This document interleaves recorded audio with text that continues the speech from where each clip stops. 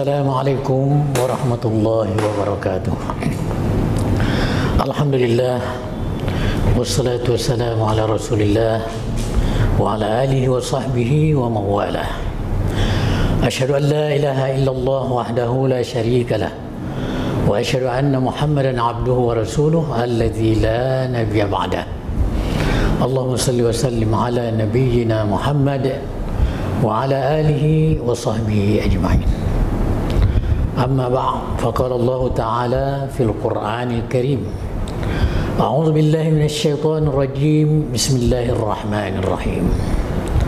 Qul innama ana basyarum mislukum yuha ilayya annama ilahukum ilahu wahid fastaqimu ilayhi wastaghfiruh wa wailul lil musyrikin.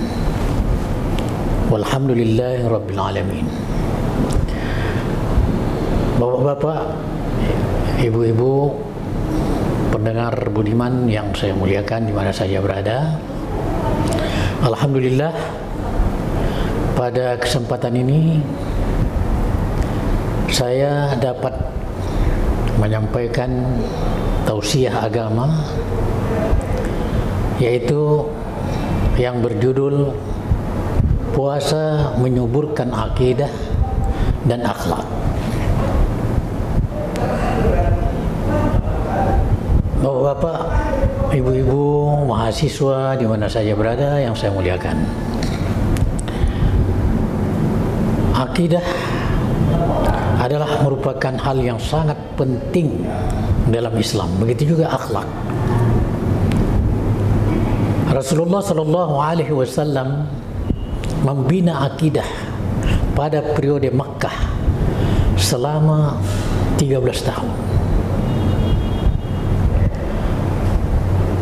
Akidah disebut juga tauhid, disebut juga usuluddin. Akidah itu adalah merupakan ikatan yang kuat atas keesaan Allah Subhanahu wa Ta'ala dan tidak ada keraguan sedikit pun padanya. Rasulullah Shallallahu Alaihi Wasallam di dalam surat Fussilat ayat 6, di situ disebutkan oleh Allah Subhanahu wa Ta'ala memerintahkan kepada Nabi, Qul innama ana basyarum mislukum. Katakan, hai Muhammad, sesungguhnya aku ini adalah manusia seperti kamu. Yuha ilai,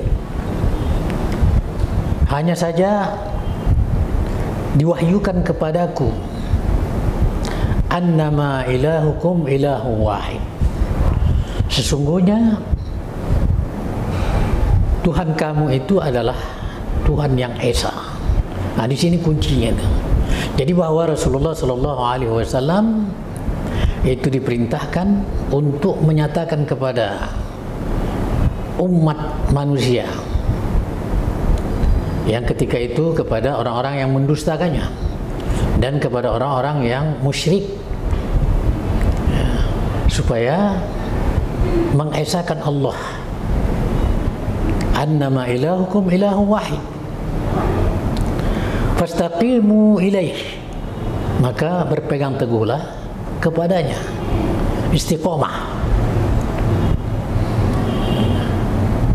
wastaghfiruh, dan mohon ampunlah kepadanya,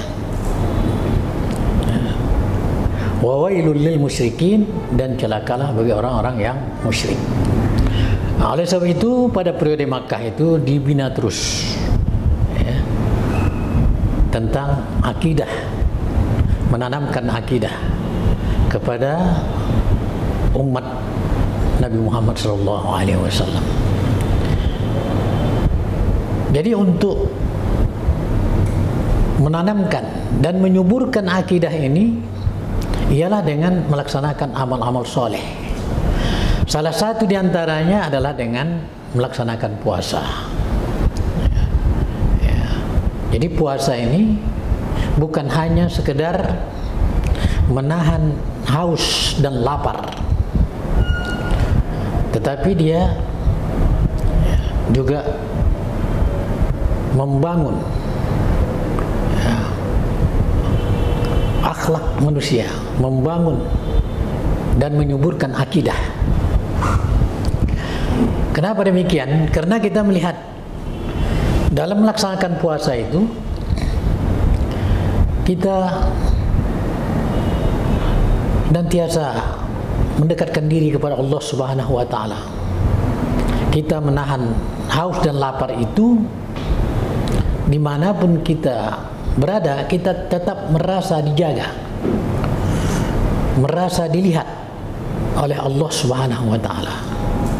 Karena bisa saja orang yang berpuasa ini kalau dia berdusta atau atas puasanya, dia bisa saja makan dan minum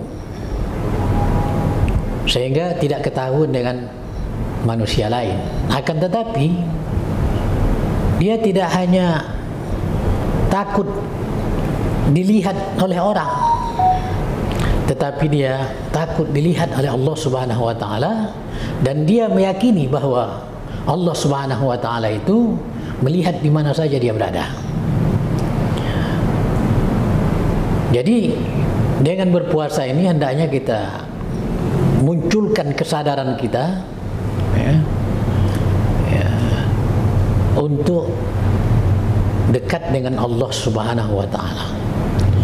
Inilah yang bisa nantinya akan menghidup suburkan akidah kita itu. Memang kalau kita tidak memikirkannya, dia akan lewat begitu saja tanpa kesan.